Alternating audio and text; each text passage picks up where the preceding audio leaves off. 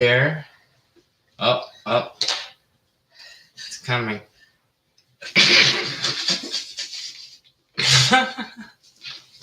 Big nose, big nose. Huge. The only thing that doesn't stop growing when you get old is your nose and your ears. They keep growing. Yeah, my nose and my ears are getting bigger and bigger every day. Okay, so shout out to Bella, my girl. So tonight, actually, I'm gonna kind of give her free range. My mom, Mama Dynamite Graphics at Comcast.net. If you need any graphics done, I'm gonna give her free range. So, just off of the top of your head, what's on the top of your head that you want to speak about? Well, my childhood is the memories that I have are weird at times. Okay, what I remember, what I don't remember. But I wanted to share something that made me feel good when I was a kid. My granddaddy, Pete, my mama's daddy, was a crazy old guy. He was a mechanic. And he was so much fun. I was the oldest grandchild because my mother was the oldest child. And we were in Minnesota. They lived on a hill right across from a river. And Granddaddy would take me ice fishing. Fishing, Bella, fishing. Ice fishing. Ice fishing, yeah. We had an old outhouse that he put on wheels. And we would roll it down the driveway, which was a hill, across the street, a little 2-lane road, onto the river, which was solid, frozen solid. We'd go out a ways, and we'd sit in the outhouse because it was warm in there. Okay, of course, it wasn't an outhouse. It was just a place to sit, but it was an old outhouse that he'd converted. And he dug a hole in the ice, and we'd both stick our poles in there, and we'd fish. But that wasn't the fun part. The fun part was my granddaddy liked to stay warm. So he'd bring us some warming juice, is what he called it. It was Irish whiskey. Yeah. And so Granddaddy got me hooked on Irish whiskey. Now I'm hooked on beer right now. Jameson, baby. But so Granddaddy would. Now Mama never found out how. I don't know, because I would come home just drunk as a skunk. And I mean, we're talking maybe 8 years old, okay? But we'd have fish for supper, so I guess that's all she cared about. But Granddaddy would get me drunk. Now, he didn't do that to any of the grandkids. But he would take me out there because he knew I'd keep my mouth shut because I wanted to come back again. So that was just a memory. And Bella brought it up about fishing, and it was so funny that I was already thinking about that memory when we were talking. So I want to ask you, Karl, what was a childhood memory that made you smile? Wow. There's got to be a couple in there somewhere. There's a lot. Give me a second. You told me to take control. Okay, so there's a childhood memory I have that is very true and dear to my heart with my father, which passed away in 2007. And I didn't really grieve for him till 2 years ago. But this childhood memory is so dear to my heart. And so my father had this thing to where he would fly kites with fishing poles. And so, you know, in my first 2 or 3 years, we lived in a trailer kind of in the middle of nowhere in Alvin. And so me and my dad would both have our own pole with our own kite attached to it, and he would teach me, and it kind of goes back to the fishing type thing. Yeah, and we have pictures of Karl with the fishing pole. Because my dad took me fishing a lot as a kid as well. But the main childhood memory that I'm talking about is flying kites with fishing poles and learning how to work a fishing pole through that. Right. And it was such an amazing, like, it sticks with me so hardcore. And we have old family videos that my dad filmed, not specifically of that, but watching those, it's like almost deja vu. Like, yeah, I was there. I remember that. And that one moment, those moments of us flying kites together with fishing poles, really, it means the world to me, and it expresses how much my father really loved me and how much he really wanted to teach me throughout all of his problems. So it's a great memory. It's really a fantastic memory for me. As we grow older, we have a tendency to remember which is human nature. You have a tendency to remember the bad things. So I've been trying to focus lately, since this craziness has happened. Should have been doing it a long time ago. Focus on the memories that make me smile. The good things are not even necessarily good, but the ones that make you remember your childhood that aren't negative. And spread that to other people. It's so much stronger than spreading the negative. Oh, yes. Oh, yes. My mother was a very negative person, and she passed that on to her children, believe me. But through time and everything, trying to get better. I'm going to live to be 110 according to Bree. So, hey, we got a long time to go, girl. I am ready for that. So let's get more into your life. Where do you want to begin? Do you want to start with Brady? No, I'm not going to go specifics. I'm still on memories. Okay. Okay, this is not a chronological report about my existence, okay? You'll have to wait for the book to come out in November. Okay. Yeah, right. I guess every kid wanted a bicycle. So this was the summer after the ice fishing episode. And I got a brand new bicycle and brand new glasses. I wear glasses. And so we lived at the bottom of a hill, similar to where my granddaddy lived on the top of the hill. But we lived at the bottom. So I've always thought I was big and bad and mean and I could handle anything. Cocky little bitch. Real, still am. But I walked that bicycle up to the very top of the hill. Okay. Now you think Houston has bad roads. You should have seen those country roads up there. Okay. There weren't potholes, there were holes. So I got up at the top of the hill and I'm proceeding to get on my bicycle and ride it to the bottom of the hill. And I'm going full blast. Halfway down, hit a hole. Guess what? I rolled all the way down. I tumbled all the way down. Me and the bicycle. Okay, the bicycle and I landed at the bottom of the hill at the same time. Y'all tumbled together. Yes. We should have had movies. Should have had YouTube back then. And I come home and I wasn't crying. My bicycle was all messed up, so I knew I wasn't going to get another one because you got to take care of stuff up back then.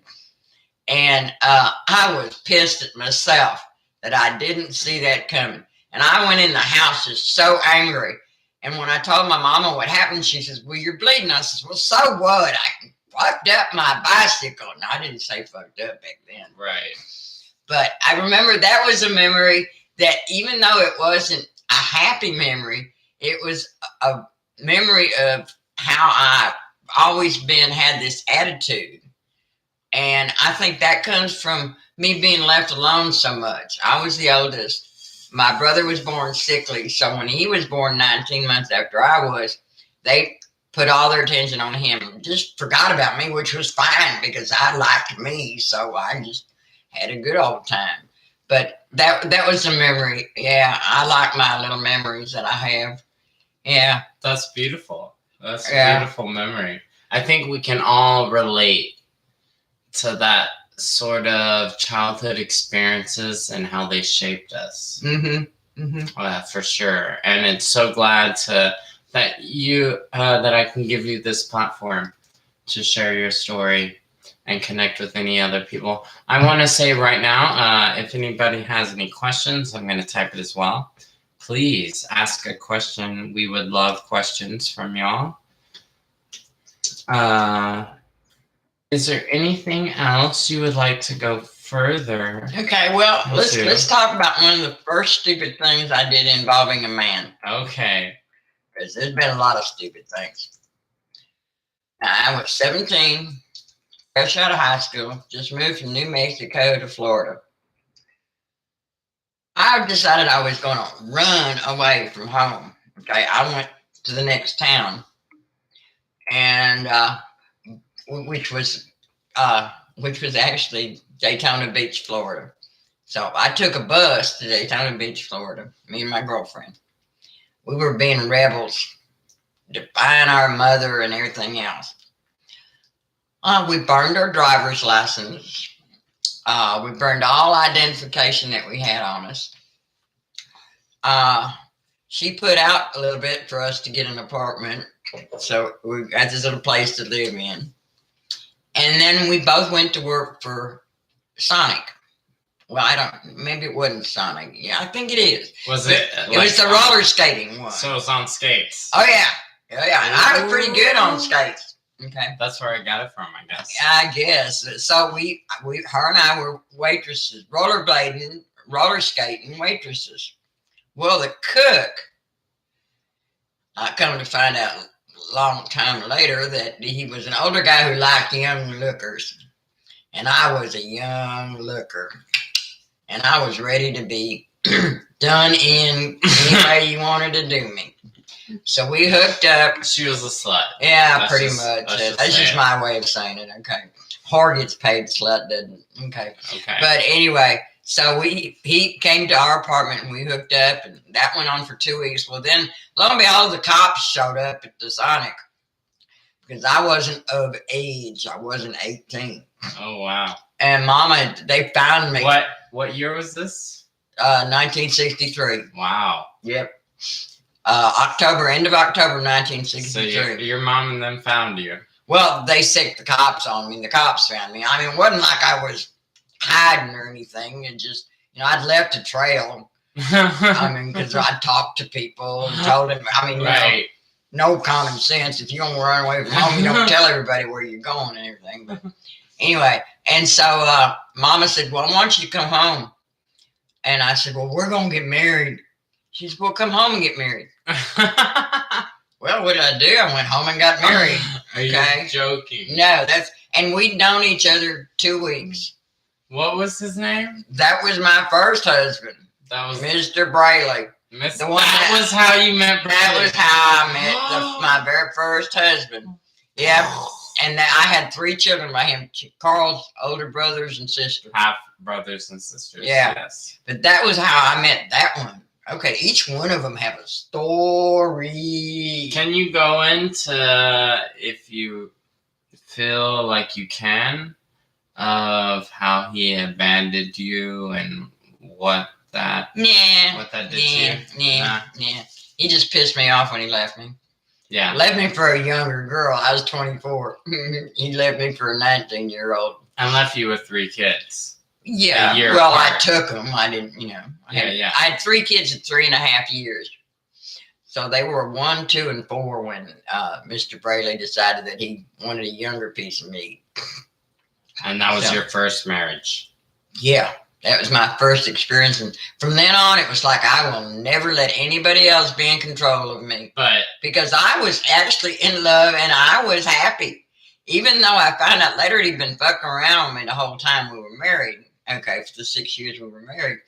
But I don't know if I was just stupid or blind, but I never saw it. And when it finally came and I got it slapped in my face, it was interesting and a lesson to learn, let me tell you. and also it took 4 more marriages and divorces to kind of really realize That I don't need to be married. Okay. And so 5 marriages. No room in the total. closet. Totally. And that whole time period with him was during the assassination of JFK, correct? Actually, yeah, because John F. Kennedy was killed the day before my 18th birthday, and he totally screwed up my 18th birthday party. We had a big party planned and all this, and I was going to be legal and to drink and the whole 9 yards. Okay, But guess what? We sat in front of the black and white TVs and watched the assassination of John F. Kennedy over and over and over again. Happy 18th birthday, Susan. Yeah. Oh, it's been an eventful life, let me tell you, girl. Wow. It doesn't seem like anyone has any questions. Let's go further. Harper was after. Oh, no, there was one in there that nobody even remembers. I barely remember him. I found out that Ralph got married the day after I got the divorce papers in the mail. My so-called friend let me know that he had married his little new piece of meat.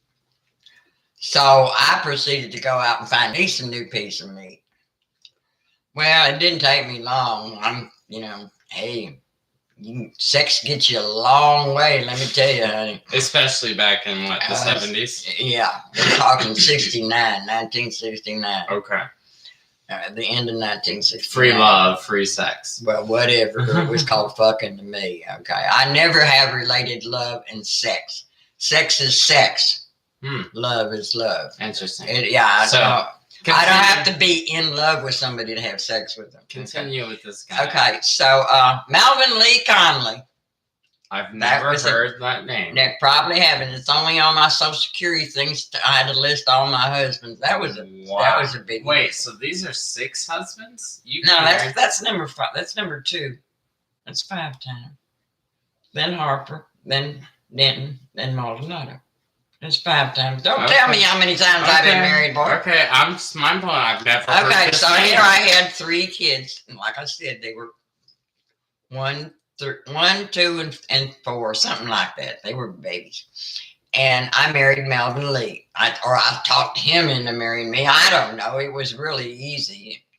Mini skirts, showed your ass and everything else, Well, we were married like 3 months, and I was laying there one night and what the hell are you doing, girl? You don't need to be married to this poor fool. He was a sweetheart. I was doing him wrong, okay? But, okay. And so I divorced his ass 3 months after I married his ass. Yep, that was Melvin Lee Conley. He moved back to California after that. I have never heard about this. I've heard about alter marriages. Then you hadn't been counting then because there was 1 missing. That was 9. It. I think there's 6, but let's move from Melvin to my father and how you. Oh no, there was 1 more in between that. Harper. Yes, my Marine. Do you want to talk about Harper? Oh my God, okay. The biggest mistake of my life. I should have stayed with that sucker. Why did you leave him? Because I was horny and I was fucking around on him with your daddy. And because you were bored with him? Well, yeah, I get bored easily. I say that about everything. So let's go into Harper, how y'all met, and how much it meant to the 3 children, my brothers and sisters, my half-brothers and sisters, how much he meant to them. Okay, well, after Harper, we're going to leave it because the rest we're going to my father. Come on, let's go. I can spend a long time on Harper. Okay, well, let's go. Okay, he was in the Marines, and this was in Atlanta, Georgia, and I worked for Southern Railway as a data entry operator from midnight to 8 in the morning. He had a friend who had an apartment 2 doors down from my apartment. He rides up on his Harley. Oh, my God. I laid down right there and spread my legs and said, let's do it. So, anyway, I knew his neighbor because the guy that he was visiting. So I managed to find a reason to go over there. Well, lo and behold, we did it that night, and he stayed with me from there on. And he got out of the Marines. And there's a whole thing about him. But like I said, I could spend days on Harper. But I fucked around on him all the time right up until we got married. And then after we got married, I swear, these men, didn't they realize that I was not going to bingo or something? Dressed up like a hoochie mama. Hey, you stay home and take care of my kids. I'm going to go bowling with the guys from work, okay? Oh. Right, okay? So I'd go clubbing. She was fucking around. That's what she was. My whole life, yeah. So I went to clubs. There was a club down on 45 Disco club? Yeah, it was disco. Your daddy was a disco king. Yeah, at least he thought he was. John Travolta. Yeah, staying alive. Okay. So anyway, I was fucking around at this club one night, and there was your daddy. Like I said, he was staying alive. Wild Bill. Wild Bill didn't. And I was not a shy person, I guess you'd say. But we were dancing and stuff, and then I went back to my table and grabbed my drink, and I walked up to his table where he was sitting with his cousin Billy. And I said, "Hey, you want to fuck?" Well, that's what Jumped on his lap. I just said, "Hey, you want let's fuck?" And that's how I got husband number 4. So I was conceived on the dance floor. Oh no, you were not. Well, we're just gonna say that. We're just gonna say that. Your daddy wasn't supposed to work. I was conceived on the dance floor. We're just gonna say that. It's so funny because we never did go dancing after that. That was it. Y'all met at the disco, and then after that was just that's where you picked up, fresh meat for the night. Sex, smoking pot, living life. My dad liked to hunt, so he had his own Jeep. My dad was a very eccentric person, and that's where I get my music side. So they're kind of opposites because she's not into music. And so looking back at the home films and seeing what y'all's experience and seeing it from kind of a different perspective really made me get a grasp on y'all's connection and how much I am my father's. Yeah, child. It's like living with his father, let me tell you. Sometimes it's too real. So that's beautiful. So you met my dad. You had a beautiful relationship. What else? How do we want to finish the night off? Well, I think we should finish it off on not a personal level, but maybe a philosophical level of what doing these live things and talking about our personal story and sharing it with other people, how that can shine a light and kind of give an example for other people to maybe do the same thing. What do you think? Well, I always say that the best way to get something that's eating you up inside out is to let it out. Talk to somebody. If you don't have anybody to talk to yourself. Me and me are very best friends. Like the camera. We talk to each other all the time. Or write it down. Because if you get it out of your head, basically what you're doing by talking about it, maybe something will make sense. I doubt it. But, we all question why. Why are we here? Why do we exist? Why are they doing this? Why? Well, why? Just why? My question always has been why. I've been always. Sometimes it's hard to be so smart, and that's not tooting my horn. I've been tested, and I apparently have a super intelligence. But I dumb it down to beer. But I've always wondered why. Why do we exist? Why do we do this? Why are there elephants and why are there people? What made a raccoon instead of a person? It's puzzling. Some people go with God, which is kudos to you for that. Some people go with, I don't know, but I don't go with nothing. Correct. Science just puzzles me more because I'm a big fan of the universe, the TV series or whatever it is. But I'm a big fan of that. I've got those all on DVDs and I watch them over and over again. But even that makes me question. Okay, everything makes me question. And I guess that's a good thing. Because when you quit asking why, you might as well just give up and die. Oh my God, that was beautiful, Susan. Okay. So just to reiterate and to end the night, God damn it, I just lost my point of view. It was right on the tip of my tongue. What were we talking about? Don't ask me. It was something about God and religion. Yes, we shouldn't hail anything or anyone, any idea or anything. We're all connected. We shouldn't hail Hitler I don't care. I don't give a fuck about monetization. We shouldn't hail Satan. We shouldn't hail God. We shouldn't hail Buddha. For they are all pieces of the puzzle. Here's to you and They me. are parts of the world and the collective. What we should hail is our connectiveness. Namaste. Hail Namaste. Hail the energy that flows through all of us, and don't hail one above all. Just ask why.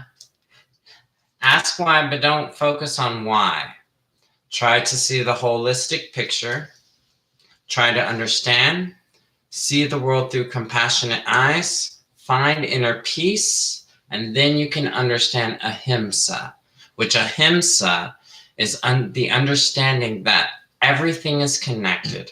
And every word, action, and thought have an effect on the world around you, and it comes back to you. So speaking, thinking, and acting accordingly. And it goes into many truths. Do upon others as you would have them do upon you. Know thyself. Many different cultures. Like I said before, we shouldn't hail one. We are all connected. It is all connected, and we're learning from each other. Welcome to the Karl Show. So, okay, the reason I do this is because I like talking about my memories, and I think they should be recorded down somewhere. I love it. That's it. But I want people to realize that it's okay to be you. Be as crazy and funny as you. Because I always look at it this way. There ain't nobody on there watching me right now. And we need it. There ain't nobody in there, and if they are, I hope they're laughing. Exactly. We need that craziness. That's it. Be who you are. It brings Accept balance. who you are. And change something only if you want to change it. If you don't want to change it, don't. Because if they can't like you are, then they don't need to like you. Just like All right, that's it, baby. Just like Sade says, I couldn't love you more, boy. Stay exactly how you are.